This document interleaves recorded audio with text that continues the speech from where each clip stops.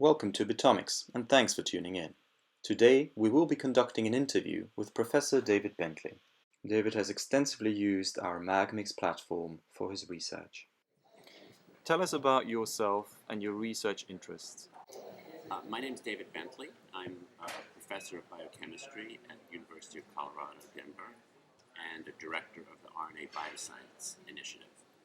My lab's research is into messenger RNA synthesis. We work on transcription, and we work on processing of messenger RNA precursors, for example, by splicing. Our work involves a lot of immunoprecipitations in order to purify growing RNA transcripts and to identify where molecules like the RNA polymerase are situated on genes. So we do chromatin IP experiments, a lot of them, and we do a lot of RNA IP experiments. So the success of those experiments requires that you be able to do efficient and clean immunoprecipitations. So that requires using magnetic beads day in, day out on a routine basis. And it requires that those beads be washed efficiently and reproducibly in order to get clean purifications. So this is where I was very happy to discover the magmiX. What's it called? magmiX? Discovered the magmiX.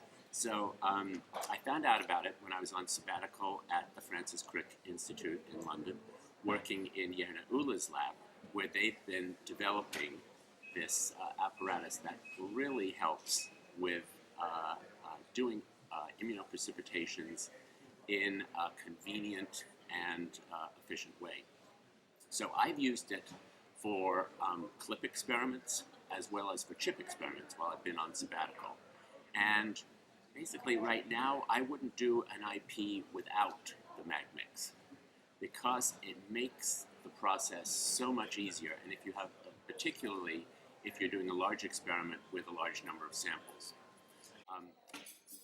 The part of the process where the magmiX really pays off is in the washes, because rather than handling the tubes, opening and closing them, centrifuging them, inverting them in order to get mixing, you can do that with the flip of a switch in the magmiX.